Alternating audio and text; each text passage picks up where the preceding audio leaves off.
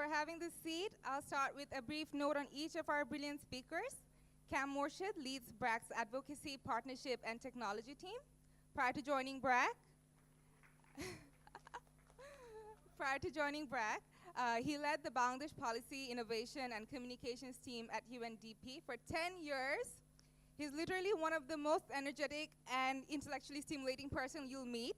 So please get ready for a fabulous session here and now. And we also have Nancy Kataraihya, the ELA project manager in BRAC, Tanzania. She worked in the Youth Livelihood program in Penn, Tanzania, and served at the UN Global Compact. Naveed Akbar is the director of EMK Center. He was the lead of strategy of BRAC Enterprises and also worked at Swiss Contact. He's especially passionate about promoting public services and social entrepreneurship efforts among our youth. Saiqa Chowdhury is the creative director of Brotee and the author and illustrator of 2 published children's books. She's a visual designer trained in design and technology from Pearson School of Design in New York. And last but not the least, we have Susan Amat. She is the executive director of Gen Accelerates and the VP of Education Gen. Interesting fact, she built the first CD-ROM magazine and a national television show. She's also the founder of Venture Hive, which is an entrepreneurship education company. So could we please have a round of applause for our speakers and get the session started? Now, I was given a session note. The note was fantastic, except it hasn't considered the fact that this is just after a tea break. And so I'll start with the competition. This is a youth session, and I know young people like competition. The competition is, I would like to divide this auditorium into 3 groups. One, these 2 columns, this one and these 2. The competition is each one of group will stand up and say, good afternoon. And whoever is the loudest will win. So can I request this side, please stand up. Please, sir, in the front. Your voice matters too, yes. And if you can just say, good afternoon. Louder, because they were going to win. Again, good afternoon. Thank you. Now this side, this row, led by our very energetic OV. So I would like to see how your voice stands out. Shout, good afternoon. I haven't heard anything from the back. What happened? So can you try again? Good. Wow. Now this side. Yeah. So again, simple exercise. As far as I can tell, still the first column sounded louder. So now this one, tell us, then let us hear good afternoon from you. Please go ahead. Would you like a second chance, because still the first one is louder? Again, 1, 2, 3. Right, that's like it. That's more like it. So thank you. So this session will be 4 panelists who are going to present 4 exciting models from the South, from the global South, which is working. So no longer theory, what could have been done, could be done, is going to be done. We have passed that chapter. This chapter is what is being done, what has been done, and what is working. And you couldn't have a better panel than this one. On the very left, you have somebody who is a trained designer, and she's going to talk about how Bangladeshi youth are being engaged in national and subnational planning, right? And then Susan, she is an ICT person going to talk about her work of how youth and young people can be engaged in generating ideas and models which is working. Again, this is not a theory. She's going to talk about here and now, how it is being done as we are speaking here in Dhaka. Then we have Nancy. She's going to talk about the ELA model. You know, it's ELA. I almost forgot what it stands for. In BRAC, we call it ELA.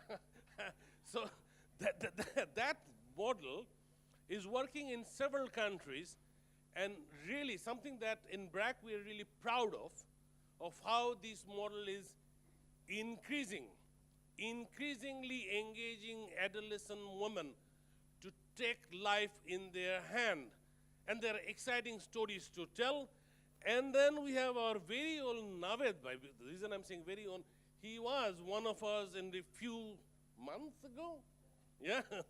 So now he's with EMK Center, one of these American center, one of the 900, but one of the largest, doing exciting work. A lot of people present here in this room have already received some benefit, including BRAC, from the EMK Center services. So Naveed Bhai will be talking about, according to him, what is working in EMK and how many more services that we can tap. So this is almost also a marketing exercise, Naveed Bhai, yeah. So he'll be also marketing his services a bit. So we'll start with ELA, the model that really is working in many, in how many countries is operating? In 4 countries there's operating. A similar model is being implemented in Bangladesh.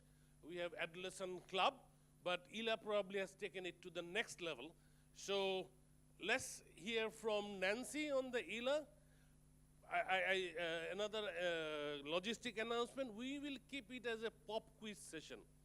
I've asked all the presenter to present, stop in an awkward moment, and ask you a question. So please pay attention. Yeah, this is the first, my observation from the very morning till this, we were not behaving like youth. We were like, oh, this is a very serious conference and we need to, come on. You know, we need to also have fun and enjoy the presentations. I hope this will be the session which will change everything into an enjoyable session. So I'll start with Nancy. Go ahead. Thank you very much. All right, so, all right, where do we start? How many of you would consider themselves adolescents? Adolescents, please raise your hand. So, what is the difference between an adolescent and a youth? Interesting. Okay. All right. So, under the ELA model that I failed to say that the entire kind of lost it a bit there, but then ELA stands for Empowerment and Livelihood for Adolescents. So this program was designed to socially and economically empower girls from disadvantaged backgrounds. And the main focus was to enhance their agency, build their confidence, and at the end, and create an enabling environment for them to be able to be resilient enough and to make their own informed decisions. So I will not go into the whole nitty-gritty of how this came about, but in the Global South, ELA was created under 6 components. And these 6 components, we could just, by mentioning them, we have the safe spaces, we have the financial literacy training, the life skills training, then we have the livelihood component, and also customized microloans. So to awkwardly pause, as I was told and instructed, by simple definition, what comes into your mind when you hear the word safe space? What comes into your mind? What is safe space? Anybody? Yes. Ma'am, go ahead. Microphone.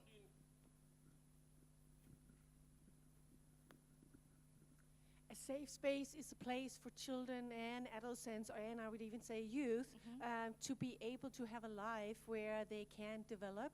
It could be a place where you play. It could be a place where you learn. and it could be a place where you are actually able to stay while maybe adults have to go and work. Perfect. Helen, I think you have just summarized my entire presentation, so I think you're done. But then to add up to what Helen said, is that why the idea of safe spaces? For instance, I could bring about one of the countries that is implementing this model, Sierra Leone. That's part of West Africa. It's the communities that we live in, the communities that the ILA operates, is that these are communities that usually are male-dominated.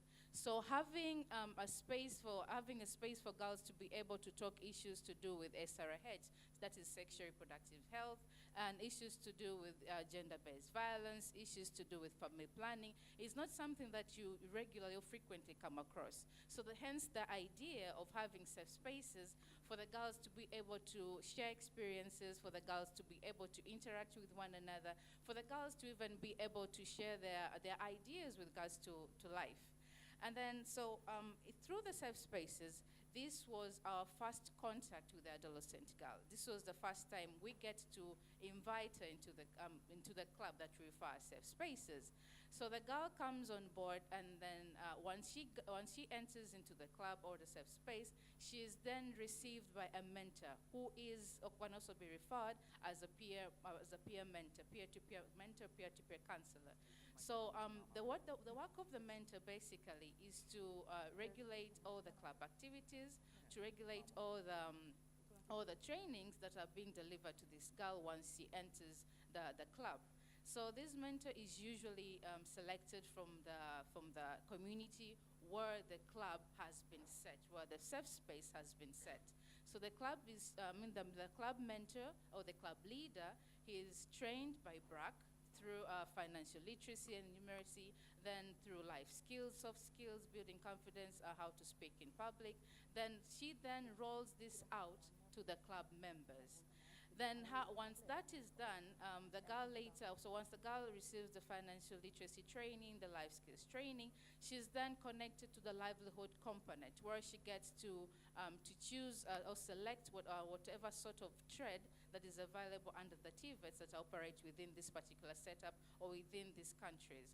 So once she gets to select that kind of, could be tailoring, a training, could be a training in tailoring, could be in beauty salon, could be into computer skills, could be into jewelry making, it could be in event and decoration. So once that is done, once we connect the girl to the TVET, she then completes the entire training that could go to 3 to 6 months. And upon completion, remember the TVETs are the government certified, the government operated. So this girl receives a certificate that enables her and gives her a better opportunity in employment sector. So once she was something that we managed to come and understand, is that certificate was very important in job applications and seeking for a job. So taking them through TVETs gave them a better advantage in comparison to one who receives just informal kind of training. So once that is done, the girl has received a certification, and she's now recognized by different government sectors, and she can also be employed, formally employed.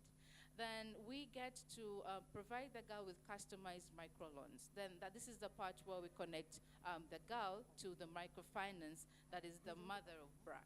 So under the microfinance, the girl gets to secure a small loan where she gets to use that to start up our own business for those who have not managed to secure employment in the formal employment sector. So just to narrow it down, so the 6 components that the girl goes from the life skills, financial literacy, then narrowing it down to livelihood, then to the microloan. Then how do you bring the component of mentorship? From the start, I had mentioned that the safe spaces are operated by the mentor. So this mentor then is tasked with a role to take through the girls to the trainings, then to take through the girls after the trainings as well, so that follow-up can be done in case the girl is facing any form of challenges in her particular work. Then the mentor then connects the the girl into to BRAC stuff, then later on a follow-up is done. So just to narrow that down, ICT is an area that we're looking to explore. We have not had that much intervention of ICT into the ILA model, but I believe that's another reason why we're here, to learn from practitioners who have been in that field for quite some time, but also see ways we can integrate ICT into the overall ILA model. Thank you.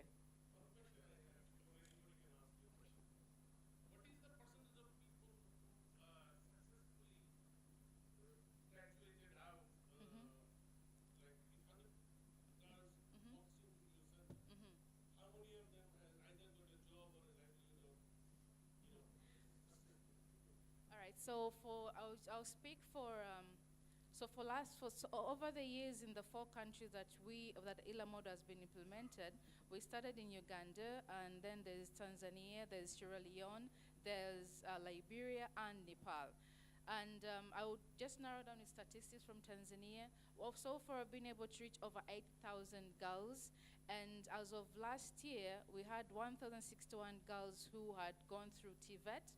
And right now, the success rate of those who have been employed, it's around 20%. 20% of What is the rest 80% doing? the rest 80%, these are more into informal employment, that's own business, small businesses.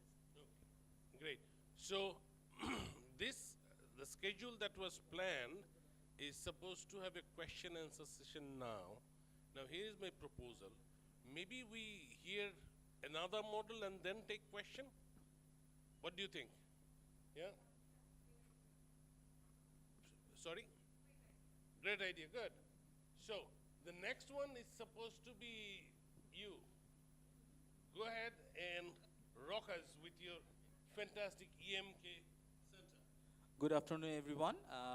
I'm really glad to be here with among all the known faces. So basically, just giving my background, I left BRAC exactly 11 months ago, and I have joined EMK Center. So EMK Center, how many of you know about EMK Center? Can I see the hands? Okay. How many of you know the elaboration? Okay. So I don't want everyone to actually make that shout again. So these basically, I just give you a background of the EMK Center. EMK stands for Edward M. Kennedy Center. This started in 2012 as a joint initiative by the American Embassy and Liberation War Museum in Bangladesh. The idea of having a center which is of excellence was to promote youth engagement and promote volunteerism and public service and the art in Bangladesh. So this was promoted as a symbol of friendship between America and Bangladesh. However, was the idea, but the idea clicked quite well. I think the timing was quite right at that time, 2012. A lot of the Bangladeshi youth startups and ICT entrepreneurs were getting agitated with the global phenomena of startup culture getting bigger. So the timing was quite right for us. So we feel this is quite a great privilege. And we had a great team. And the founding director, MKRF, he was also an architect and quite a big fan and believer of youth participation and youth engagement. So what basically we do, it's a center where you have spaces. We provide space for doing activities to a lot of non-profits and individuals. So individuals who come up with an idea for a public service, for a activity that has an inclusion point attached to it, or an activity that is more volunteer basis, where young people are in volunteer basis, they are actually getting together and trying to promote a topic of their passion, topic of their interest, giving them that space. So from that note and theme, we have been organizing a lot of events, dialogues, workshops, seminars. Our organization is not only promoting public service, but we are also promoting not non-profit initiatives, but also individual initiatives on art and exhibitions. We have an exhibition space as well. On top of that, from 2013 onward, we are one of the pioneering organization who started working with the startup community in Bangladesh. So so just to give you some statistics, in the last 7 years, we had around 4,500 events. we had about 3.5 lakh, which is around 350,000 users of the center. We have an active user base of 2,000 people. So that's the kind of numbers we have. The way we operate is that we get annual funding from the State Department and the US Embassy in Bangladesh to really give certain some soft grants to new entrepreneurs and new initiatives. So for example, soft grant is basically giving them space in terms of like sometimes the space is free for them, and also giving them money for the honorarium of the resource persons and others. So not like giving them money to buy hardwares and other resources. It's not an equity or debt investment to them. So it's a very small amount, maximum up to $10,000 to $20,000. Some of the initial grantees of our organizations are Jago Foundation, BOILC, and others, who actually back in 2012-13 were very small. And I think those initial funding were quite helpful for them to really reorganize and get organized and also make their organization stronger. And I know a lot of the Bangladeshi people are aware of the kind of contribution they're doing right now. We have kept our model pretty simple like that, and we have consistently tried to nurture new initiatives. So in that same pipeline, we had funded organizations like Light of Hope. Currently, we are funding organizations like Alokito Ridoy, and then other non-interesting initiatives. So the reason I'm talking, and I saw Inclusion X, so Inclusion X people are also, a lot of their volunteers are actually giving these computer training to these specially able kids in our computer lab. So in terms of facilities, we have the program space. We also have a Education USA program, which gives authentic information on going for studying in US for undergrad, graduate schools, and for PhD students. We continuously, on regular basis, bring American universities where the university admissions office give lectures, also organize sessions for education and others. These are the facts I'm giving. The reason I'm talking about a lot of these activities going on is that if you follow EMK's activities for a month,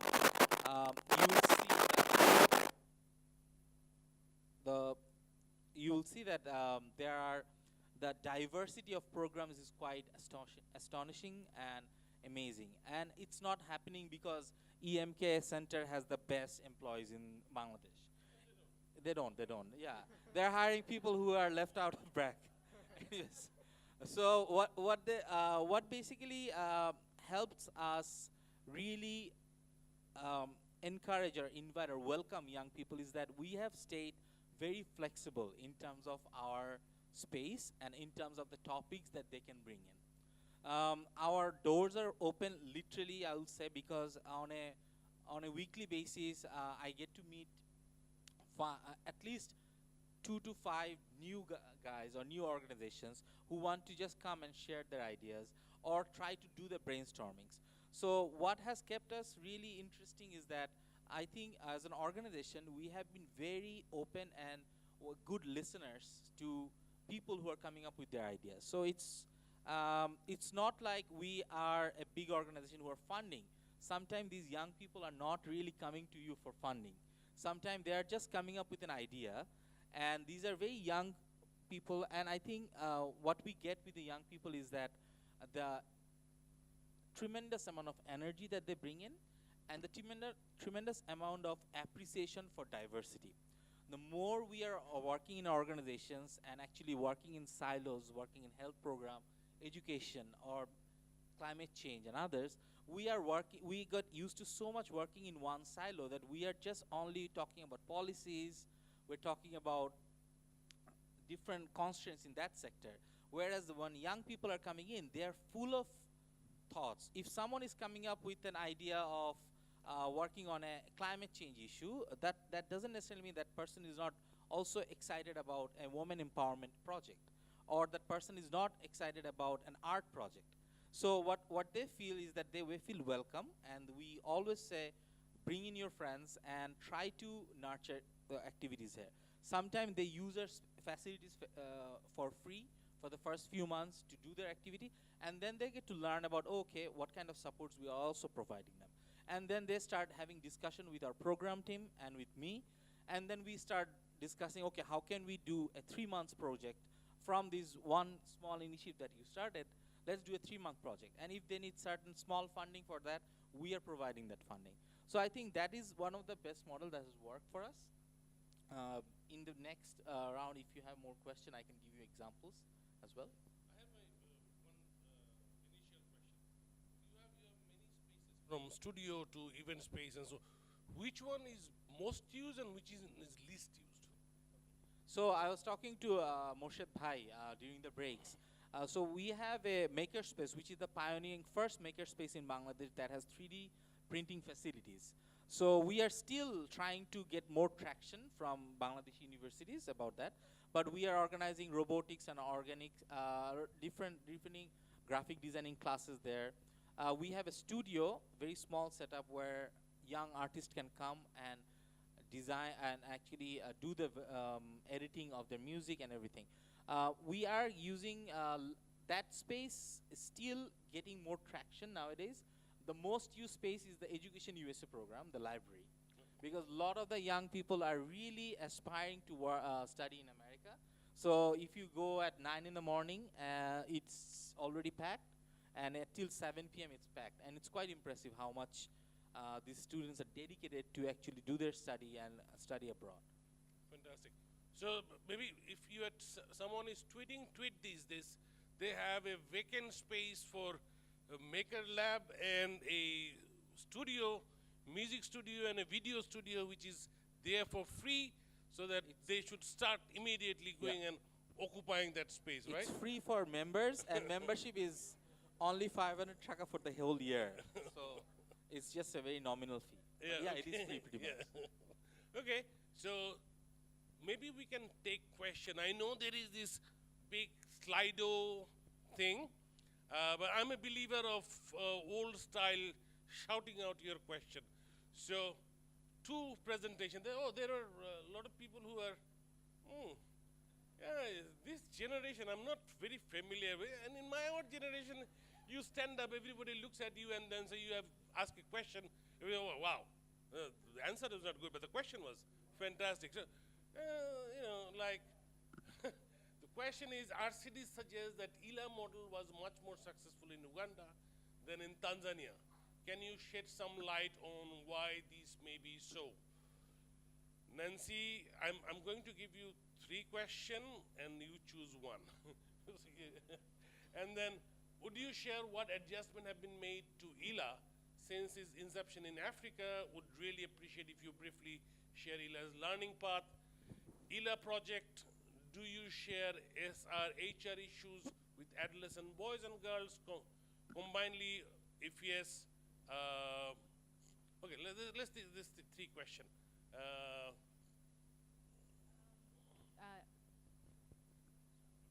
All right, so would you share adjustments of me made to ILA? All right, so I'll go with that at Nancy.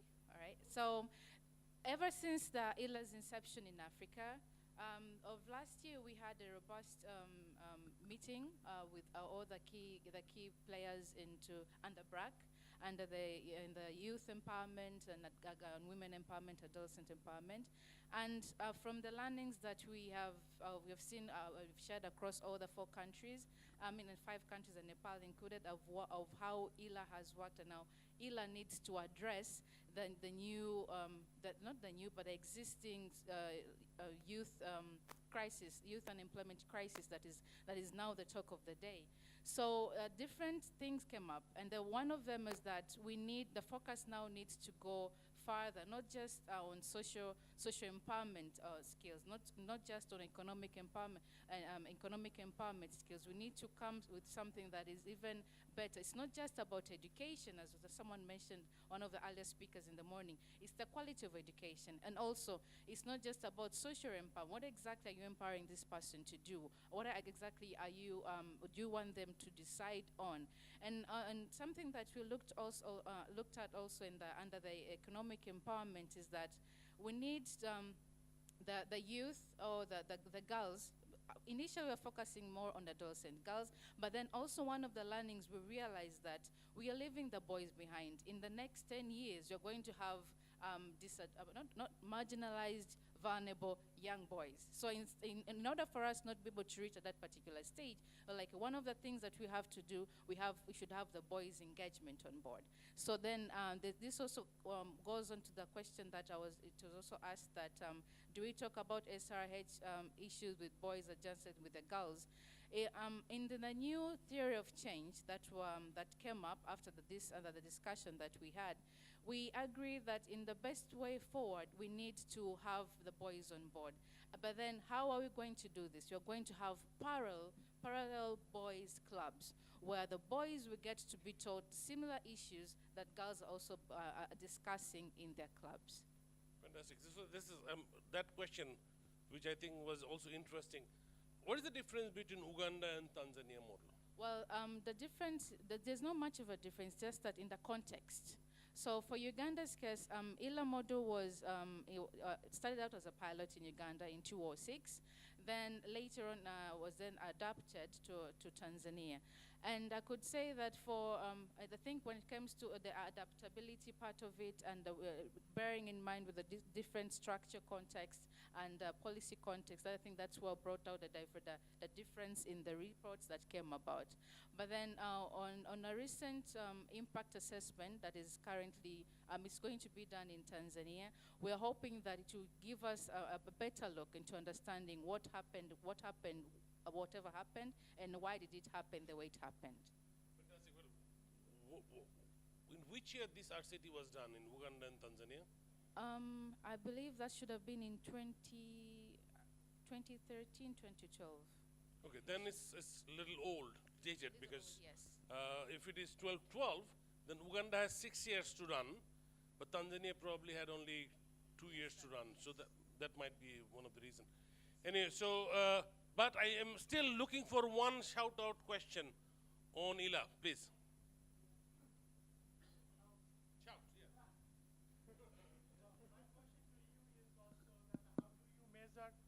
How do you measure the empowerment? You said you do economic, you said you do also social. How do you measure the empowerment?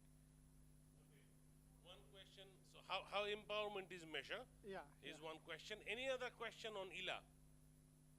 Yes, go ahead. Shout.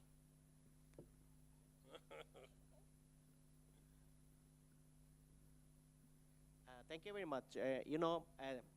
20 years ago, Morshed, you are very inclusive and accessible. That's why this is the accessibility, I was not able to access the slider.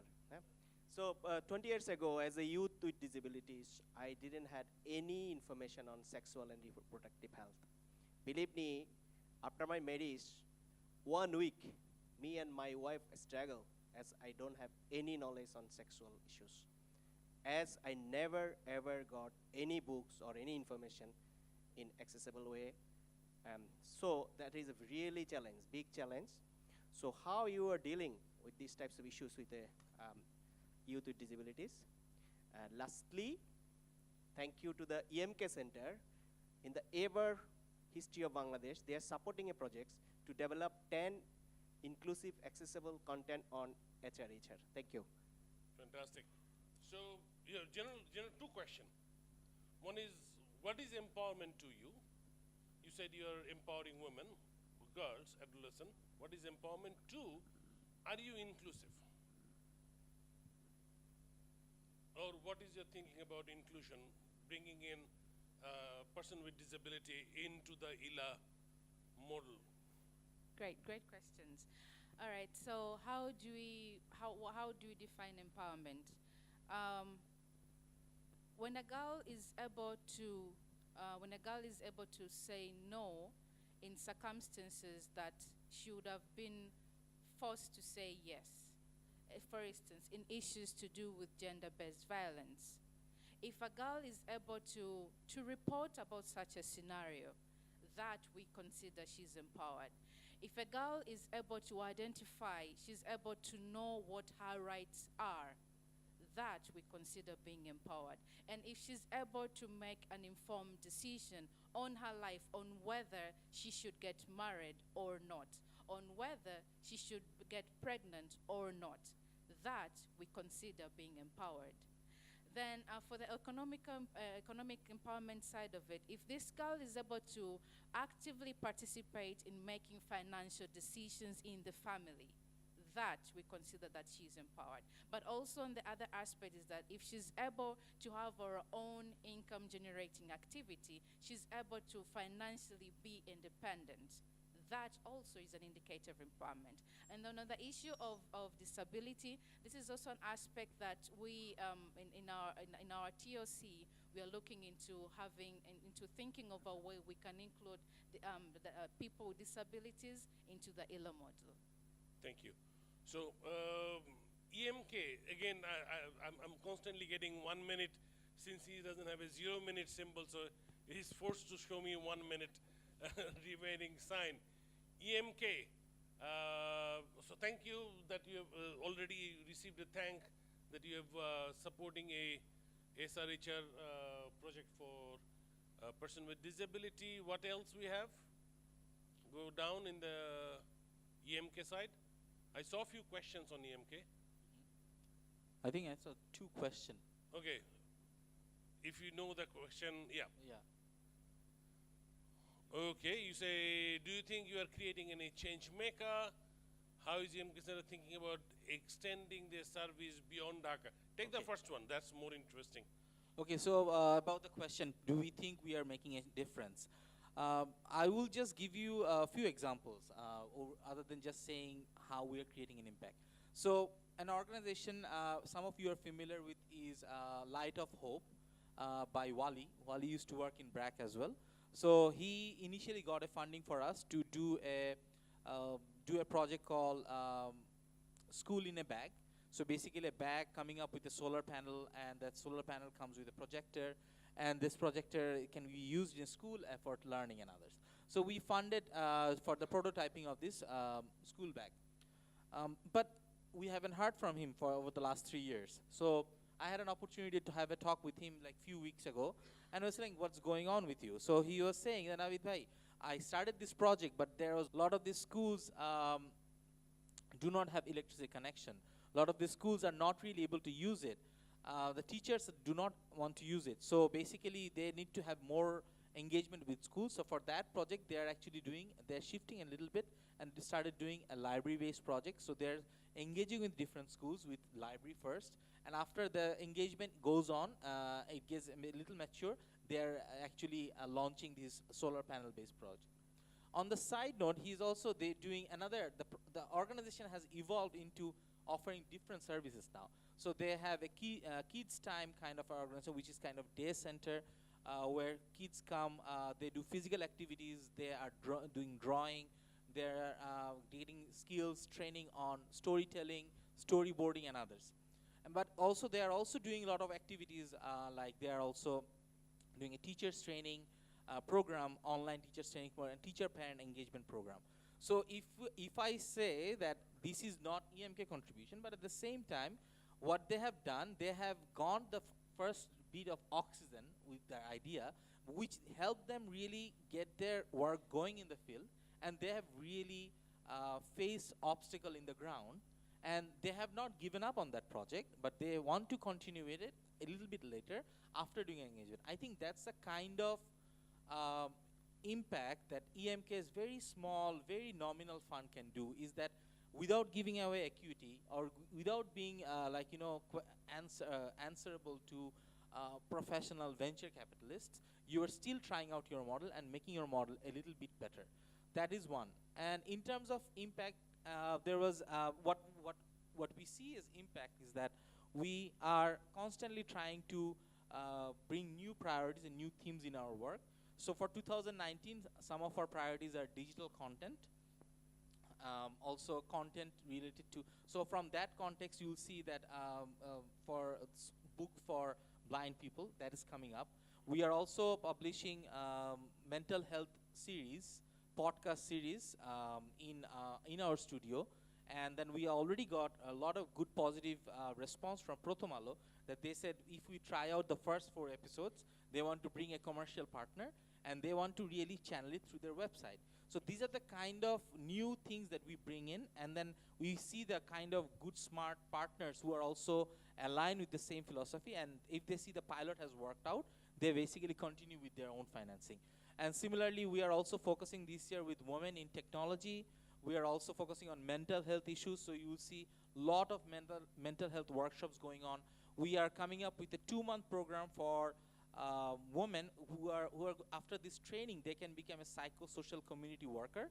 So each of these women can actually do a sort of, they're like a paramedic for mental health issues. So they will do an analysis of 100 of their neighbors and try to see which family is going through what kind of problems. So there are depression issues, there are relationship issues, adolescent kids issues, managing the kids and others. So these are the way we are basically trying to always set our priorities and bombard with a lot of content, and we definitely see a lot of people coming up with ideas. And fantastic. Then So this is the let 100 flower, 1,000 flower bloom idea.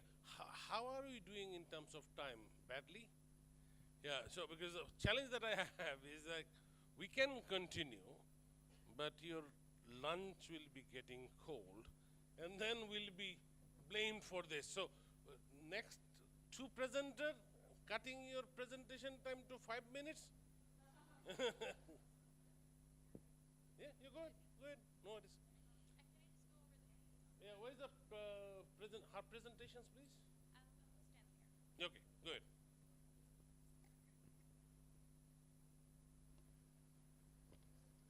Hello, Pops Quiz.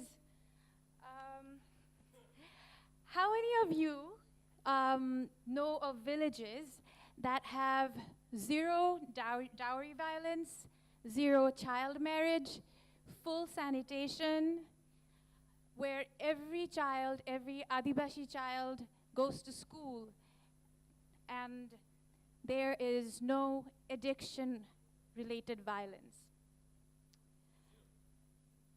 0. Anyone? I thought as much. I know at least 100 villages, and I'm representing Brotee, a company for social change, and I'm going to tell you a story of how young people are changing the social landscape of their village. So even as I stand here and speak to you today, there is a group of young people, a group of 10, 5 girls and 5 boys, who are right now have called an urgent meeting to stop a child marriage from happening. In another village in Deluabari, a Chowdhury girl who is in high school is running a free community school, a Jokhon Jekhane Patshala. Like an incubator, it nurtures those who drop out and puts them back on track. They ensure every child stays in school and no child is sexually harassed. These young people are protecting the most vulnerable children of their village from falling behind. It is a safe, 0 child marriage and 0 dropout village. There are 66 such schools run by young volunteers. In yet another village, in Ekannupur, another young group of boys and girls have shamed their entire community into installing sanitary latrines. There are now 165 full sanitation villages. These young people also go to every adult who cannot sign their names and teach them the alphabets. And that's how they've established fully literate villages. Alcohol production and addiction has been eradicated from 60 villages, and dowry marriage and violence has significantly reduced. Social injustice and violence moves these young people to mobilize their community, the police, the union porishad, and the village courts. These youths address issues related to gender, health, education, land, and many more. Every issue that they work with is an inspiring story that uses a very organic approach. This is a rural youth movement where young people start with what they know and build on what they have. And these kids all belong to the age group of 13 to 25. Youth movement works towards community vigil, which then becomes informal community governance. So where did it all begin? A sociologist, an idea, a concept, a trial in 3 villages, and 200 repeated applications, and bam, the GKG HRP formula was established. This formula does not recognize problems or obstructions. They only see limitless possibilities in the young. There is no failure here, only lessons learned. Morshed is the founder of Brotee, who's a sociologist, a social architect, and a seeker who sees only opportunities in the search for joyful living. When exclusion took away humanity, she drowned herself in search. Over a decade's work led to the design of the GKG HRP model, an innovation that leaves no one behind. So this model is a participatory framework for social transformation. It stands for Gonokriya Gobeshona, or in English, Collective Action Research for the Protection of Human Rights and Elimination of Poverty. Gonokriya Gobeshona is a protocol of participatory actions whose repeatability and reproducibility unleashes collective youth energy in the most marginal, vulnerable, poor communities, leading to continuous community vigil and an organic community governance. It's a holistic gender and ethnicity responsive cross-cultural tool for social cultural harmony. I will, since I don't have time, I will ask our youth leader to tell his story. Should I continue? Yeah, but you have 1 minute, so. Right. The Gonokriya Gobeshona Dal consists of the extreme poor, women, Adivashi, and the differently able. They mobilize their village, they take their issues to their community elders who advise them and endorse their issues, and they mobilize the whole village and then bring change to their village. So I will have to quickly end this, and I will ask Hemonto Pahan, who, when he was only 12, started taking part in our meetings. Hemonto, you have 1 minute, unfortunately. শুভেচ্ছা সবাইকে আমি হেমন্ত পাহান নওগাঁ জেলা মান্দা উপজেলার কালীসভা গ্রামের আদিবাসী গ্রামে আমার জন্ম আমি যেহেতু অল্প সময় আমি অল্প কিছু সময়ের মধ্যে বলি ব্রতী আসার আগ মুহূর্ত পর্যন্ত আমাদের গ্রামটা এত নোংরা অবস্থায় ছিল যে আমরা আমাদের সমাজে বাঙালিরা কখনো আমাদেরকে দামই দিত না কিন্তু এখন ব্রতী যখন 2008 সালে আমাদের গ্রামে আসে এবং গণক্রিয়া গবেষণার কাজ শুরু যখন করে তারপরে আমরা ছেলেমেয়েরা এবং আদিবাসী যারা মানুষজন রয়েছে এখন অনেকটা পরিবর্তন হয়ে গেছে আগে আপনারা শুনলে অবাক হয়ে যাবেন যে আমরা স্কুলে যখন যাইতাম বাঙালি ছেলেমেয়েরা আমাদের সঙ্গে খেলাধুলা করতো না সাথে আমাদের ভাষা নিয়ে তারা ব্যঙ্গ করতো হাসাহাসি করতো কিন্তু এখন আমরা আর পিছিয়ে নেই আমরা আমাদের আদিবাসী সমাজে এখন সবাই শিশুরা সবাই স্কুলে যাচ্ছে 100% এখন স্কুলে যায় এবং আবারও অবাক হবেন যে আমাদের সমাজে আদিবাসী সমাজে এখন মাদক মুক্ত গ্রাম বাল্যবিবাহ হয় না যৌতুক দেয় না সবাই স্বাস্থ্যসম্মত পায়খানা ব্যবহার করে এবং অবাক হবেন যে এখন আদিবাসী ছেলেমেয়েরা এবং মহিলারা পুরুষরা গ্রামে সঞ্চয় করছে এবং সঞ্চয়ের মধ্য দিয়ে আজকে তারা স্বাবলম্বী হয়েছে এত কিছু সম্ভব হয়েছে মাত্র ব্রতীর কারণে যদি ব্রতী আমাদের গ্রামে না আসতো তাহলে সম্ভবত আমরা এত পরিবর্তন হইতাম না ধন্যবাদ ব্রতীকে যে আমাদেরকে পরিবর্তন করানোর জন্য thank you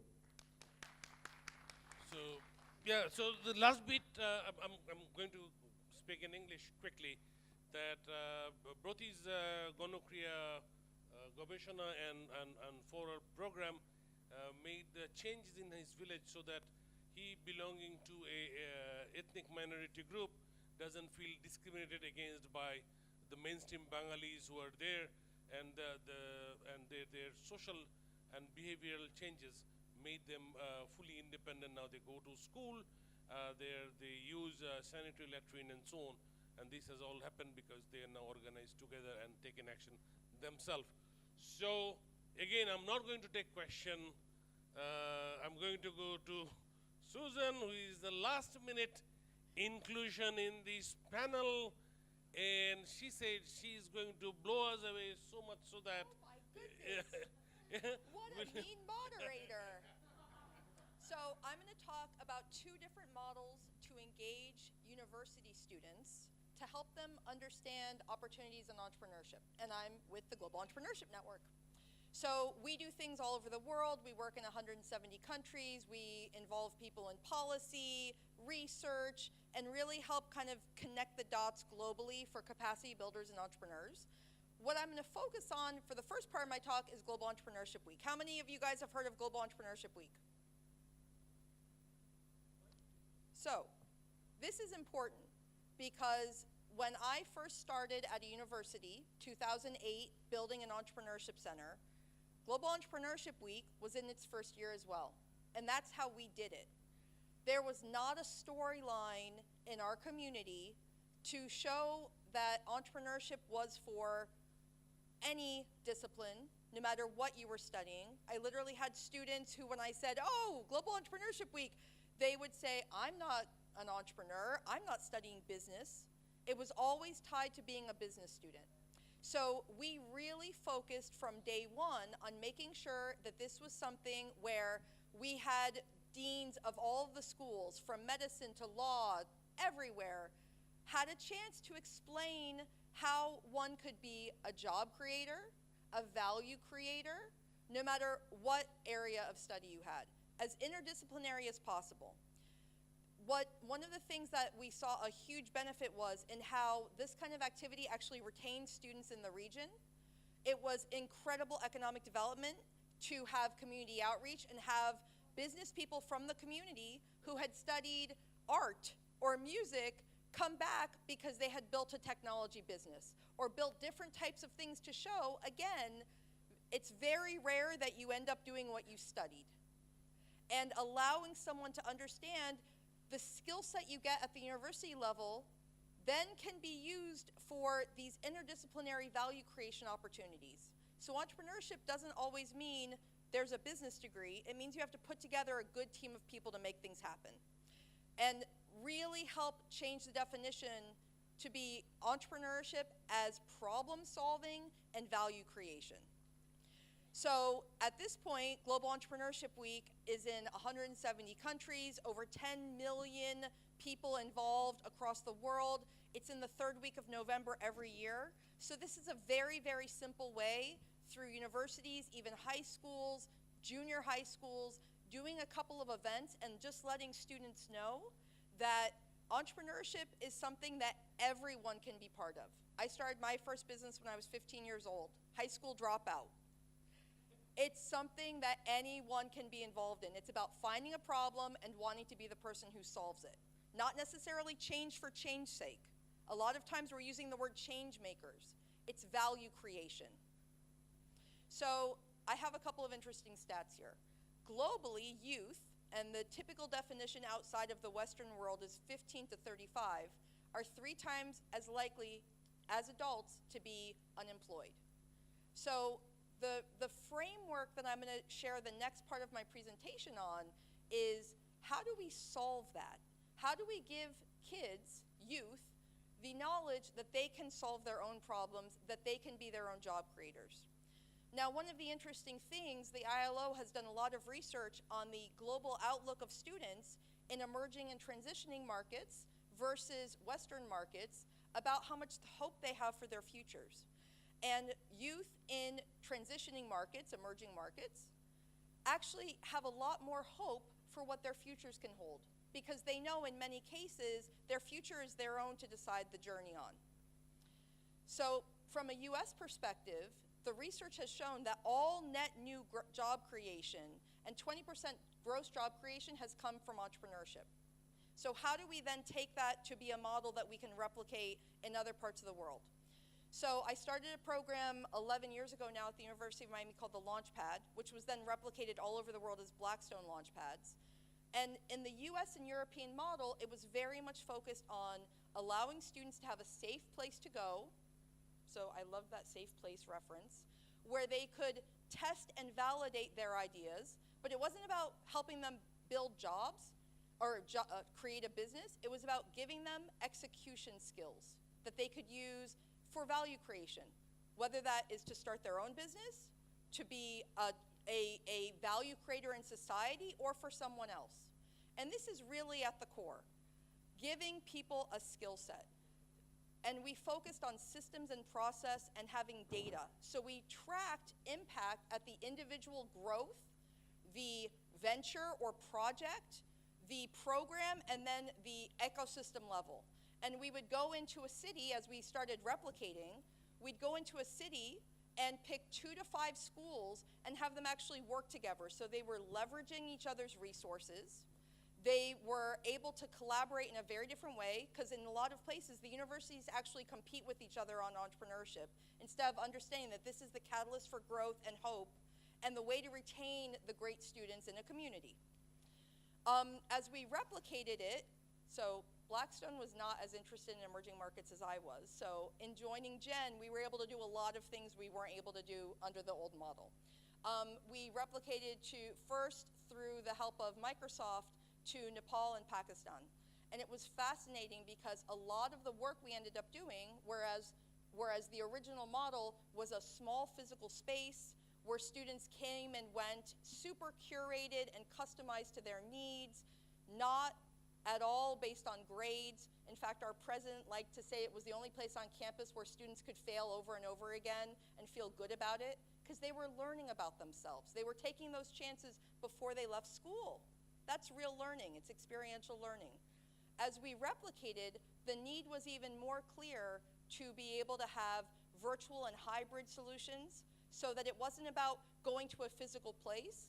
It was about accessing what you needed when you needed it, and having that international mindset be a core. So you may start solving a problem for your local region, but we wanted you to think about the internationalization and the opportunities to scale from very early, so you understood what your 3rd, 4th, 5th market may be, and you built in that understanding from the beginning. So localization lessons learned. Data-driven culture, that was really the core of it. If you're not clear on what metrics you're tracking, it's going to be very hard to manage it. One of my favorite quotes is, if you're not measuring it, you're not managing it. So in a lot of places, a lot of our work is just undoing that Silicon Valley mindset. Many entrepreneurs think success is raising money. And I can't tell you how many people have raised a lot of money and failed miserably. Success is actual value creation, not raising money. And it's very important that you're not just building a culture of investors having a lot of power. It's about the customer having the power, building for the customer and making sure you're solving their problem. We trained the local partners on understanding metrics and evaluation, and then helped them build the customized metrics that made sense for the local cultural issues. And then a big core of this was making sure that this was all about accountability and transparency. So we had real-time analytics built in from the beginning. Our software really changed the way we were able to help people understand what was working and not working, versus kind of waiting for a report to come in and not really understanding the underlying challenge that they were facing. So we've now done this all over the world. We're currently working with one of our programs. We're going to have 100,000 applicants, on track to have 100,000 applicants in the next month for an international program. At the core of this, though, it's giving people access on their own time at the level wherever we need to meet them, so that they can show that they're ready to be accountable and transparent business people. And they will do the work in order to have access to what they need. And we started Global Entrepreneurship Network Asia, which has been really cool. That's it. Fast? Thank you. All right. So we have 2 last presentation. I will take 1 question each. Your question, please. On which one?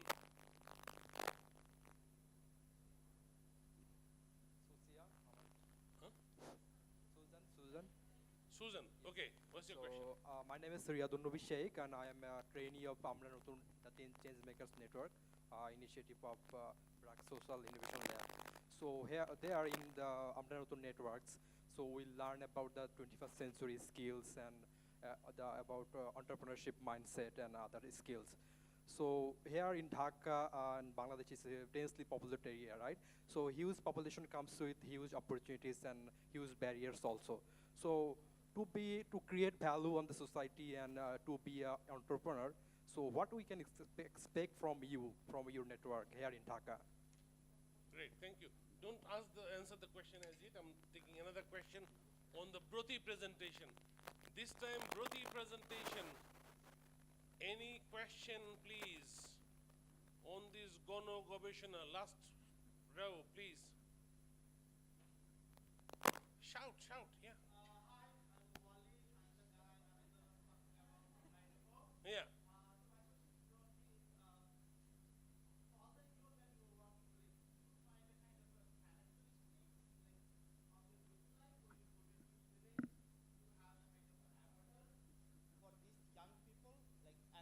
What are those? Fantastic. How do you find them? What kind of characteristics they look? At least, how do you decide the mentor? Yeah, that's like a secondary question, but the primary question, like how these people look like these. Fantastic. Yeah. Then, so we have two questions. Let's answer these two, and then we'll decide how much hungry we are. So, you go ahead. Your presentation. Thank you. First. So the way we choose our young leaders is that when Brotee goes into a village, we first identify the most vulnerable families, the poorest and most vulnerable families. We do this by starting a dialogue with the village people, the community. Once we identify those families, we pick out the children from those families and we lure them in and start a dialogue with them.